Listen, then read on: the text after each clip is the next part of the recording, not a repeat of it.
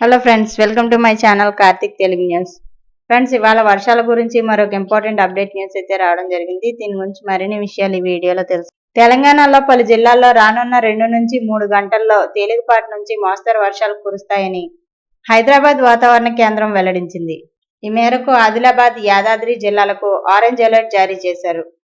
అలాగే భద్రాద్రి, కొత్తగూడెం, హన్మకొండ, హైదరాబాద్, జనగామ, జగిత్యాల, ఖమ్మం, ఆసిఫాబాద్, మేడ్చల్, మహబూబాబాద్, మంచిర్యాల, నల్గొండ, నిర్మల్, పెద్దపల్లి, రంగారెడ్డి, సంగారెడ్డి, వరంగల్, నిజామాబాద్ జిల్లాలకు yellow alert జారీ చేశారు.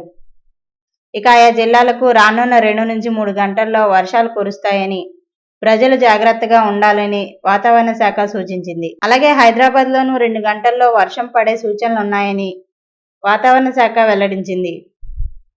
ఇక బంగాళాఖాతంలో ఏర్పడిన అల్పపీడనం ప్రభావంతో ఇప్పటికే రాష్ట్ర వ్యాప్తంగా అడపాదడపా మోస్తరు నుంచి భారీ వర్షాలు కురుస్తున్నాయి.